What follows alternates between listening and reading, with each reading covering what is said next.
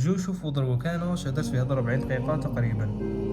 النداء الأخير. جاءت أمي ومنعت المراجعة الخطوط بدخول الجوية الجزائرية.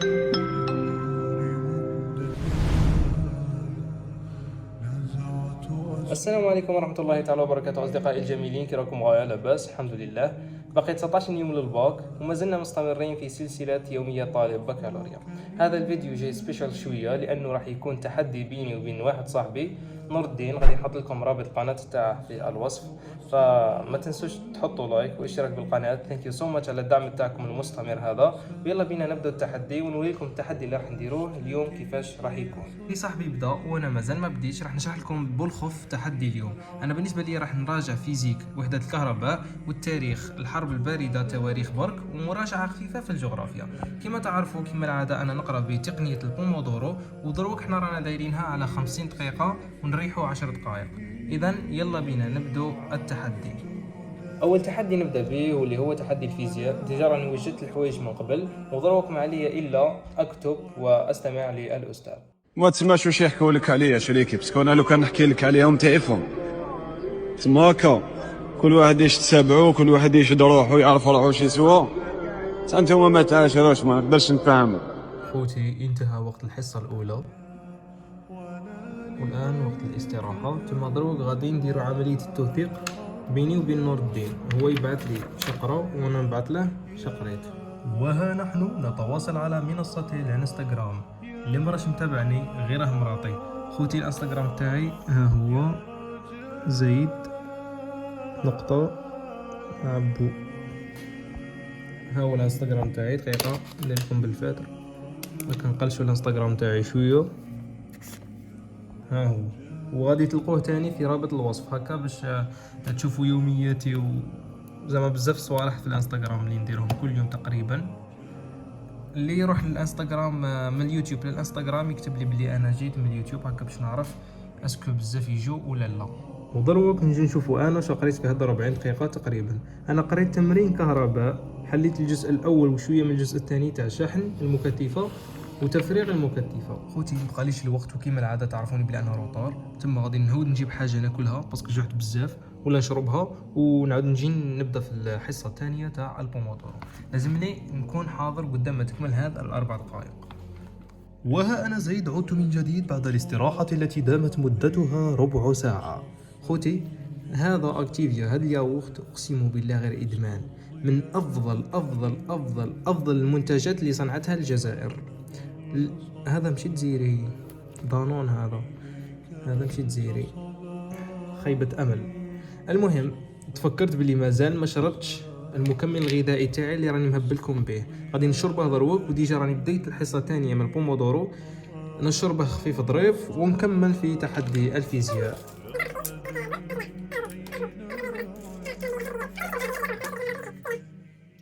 ها نحن اقتربنا من محطتنا الأخيرة فاستعدوا للنزول. فيصرخون نريد ما بعد المحطة فانطلق. أما أنا فأقول أنزلني هنا، أنا مثلهم لا شيء يعجبني. وها هي انتهت الحصة الثانية من البومودورو يا جماعة الخير. وهنا درنا توثيق للحوايج اللي قريناهم هكا باش تكون كاينة مصداقية في التحدي هذا. كنت بالك دقيقة فجأة، ولكن هذه لا، طولت صراحة. هنا نور الدين كانت عنده وجهة نظر أخرى وقال لكم بلي طولت البومودورو الدوزيام. هاد السيونس تاع البومودورو الدوزيام طولت عنده. انا بالنسبه لي والله اخف من الاولى، لانه ممكن الاولى كنت جيعان ما كنت شارب المكمل الغذائي اللي درت لهم بيبليسيتي باطل. يا جماعه والله العظيم اقسم بالله نصيحه اخ لكم، غير شروا مكملات غذائيه، ما تحسوش كامل بالوقت وما تحسوش بالعيار. دخلت الكونت تاعي يوتيوب بغا نوريكم واحد اللقطه شابه. هنايا حصره يمكن عندي 989 ابوني. نديروا تحديث للصفحه. اطلح. Thank you so much guys على هذا الدعم المستمر. والله ما أنا انبهرت بدعمكم الرائع. خلوني نقرأ بعض التعليقات هكا باش نعدي هذه الفترة بعيدا عن الهاتف نوعا ما. شوفوا هذه سارة كتبت لي بالكورية. صح سارة دوك رد عليك أختي كاش مشكل. هذا وائل قال لي نصيحة فقط بالنسبة للفلسفة، عمرك ما تكتب وتحفظ مقالة كوبي. كوبي كولي. دائما خلي لمستك الخاصة في المقالة ديالك، ادي الأمثلة والأقوال من الكتب الخارجية، وسي تكتب مقالة بأسلوبك وإبداع المصحح كي يلقى وإبداع هنا دير الفاصلة يا وائل. المصحح كي يلقى أسلوبك يمدلك نقطة باهية، على عكس كي تكتبها كوبي كولي. اوكي صديقي الصدوق، ثانك يو على النصيحة، ولكن من وجهة نظري انا اصلا المقالة كي نكتبها ما غاديش نحفظها كاع صراحة. يعني انا المقالة نكتبها برك باش نتذكر الفلاسفة ونتذكر بعض الاقوال ونشوف شغل هكا باش نحس روحي بلي راني في الدومين، ولكن انا كي نروح في امتحان ولا فرض ولا اصلا كلشي نديره من راسي صراحة. يعني انا فيلسوف بامتياز وكاع نقاطي كانت رائعة في الفلسفة نتيجة فلسفتي الزائدة، وهذه هي. فالمقالة هذيك اللي كتبتها في الفلسفة تاع هذا الفيديو، الحمد لله الذي عافاني، مهم تاع هذا الفيديو كانت معناها برك كترسيخ في العقل لبعض الفلاسفة ولبعض الأفكار. هذا مكان معناه لو هذيك المقالة تكتبها ومن بعد تراجعها ومن بعد تراجعها ومن بعد تراجعها صاي توليك سهلة. مشي شرط أنك دير كوبي كولي، ولكن تكون عندك الأفكار وتعرف شكون هما الفلاسفة اللي يهضروا على ذاك المقال. بالنسبة لي هذه فاطمة بو قالت صح قريت الليل تمرض عن تجربة في الباك والسهر المفرط راح يتعبك، وش فايدة كي تقرأ في الليل وصبح ترقد عكس مصايب. والله عندك الحق يا أختي فاطمة، بالنسبة لي أنا هذا أكبر خطأ أني نسهر في الليل ونصبح حتى للصباح، ولكن هي عادة تعودت عليها وإن شاء الله نحاول نحيها. غير بالتي هي أحسن، معناها ماشي ديريكت نقلب النهار بالليل نقلب الليل انتهى وقت الاستراحة يا رائعين، والآن نبدأ في حصة البومودورو الثالثة. بسم الله. الغلط الوحيد اللي ندمت عليه فعلا في حياتي ومش قادر اسامح حالي عليه اني كنت ببالغ في حب الناس وفي مكانتهم عندي، وبعطي قيمة للي ما له قيمة، وبنفخ في ناس والله لا كانوا سند ولا كانوا حبايب ولا لهم اي لازمة في حياتي. أهلا يا أصحابي، انتهينا من حصة البومودورو الثالثة. البطري طاحت وأظن هذه آخر حصة تاع بومودورو في مادة الفيزياء، فيلا بينا نشوف واش راح نديرو في هذا الفترة الصغيرة هذه، فترة الاستراحة قدام نروح التحدي الثاني واللي هي مراجعة تواريخ الحرب الباردة. خوتي بزاف منكم روماركا هذا الركن فيه الكتوبة اللي نخدم بهم بزاف، ولا لي زانال اللي اكثر استعمالا عندي في حياتي اليومية، سورتو وقت المراجعة ولا ليلة الرعد بالاخص، فنضرب عليه طلة في فترة الاستراحة هذه. عندك الكتاب الاول، الكتاب غني عن التعريف اكيد تاع هند شعواو. هذا الخباش هذا ما نستعملهش بزاف، ولكن شغل انا من النوع اللي يهتم بالالوان وكل شيء، فاهمين خوتي. يقول هذا تاع بوسعادي، مالغري تاني عندها لون واحد بصح شو ما كانش مصدر فضخم من غير بوسعادي. هذا تاع كتفي شريف، ماشي غير تاع كتفي شريف، مهم هذا تاع العلوم، هذا بزاف شباب ورائع ومفيد وفيه كل شيء صراحة. هذا تاع الباك، هذا شريته جديد، اكتشفت انه كل شيء زرق، معناها هذا اكثر معقد من تاع بورنان. نحكي على التصميم فقط، انا انسان يهتم بالتصاميم. هذا كتاب الدوال، مالغري ما حليتش منه بزاف، على الاكثر 5 دوال ولا، ولكن ممكن غادي نبدا نحل قريبا في المراجعات النهائيه برو ماكس. وعندك هذا الكتاب تاع الفلسفه، هذا الكتاب تاع الفلسفه اللي ندي منها الافكار واقوال الفلاسفه تقريبا، لانه اقوال الفلاسفه شويه مختصره هنايا ندي منه. كان هذا تاع بورنان شتوه، وكاين هذا تاع العربيه خالد حماش، هذا تاني غير في ليله الرعد نقرا منه. وشوفوا لي هذه جمال العباره، لن يفوتك ما قسم لك، باش نكملوا التحدي هاك. يلا اونو دو ستريس، مع اني ما نكتبش باليمنى، انا انسان نكتب باليسرى، ولكن راح نجرب نديروا علامه صح هنا. 1 2 3 صح عوجة أخوتي للأسف. I love calm people, the ones choosing their words wisely. خوتي قدام ما نبدا نراجع التاريخ بغا ندير لكم واحد الفاصل هاك، اعطوني رايكم فيه، انا عارف انه شباب بصح شو بغيت ندير رايكم فيه. يلا 1 2 3.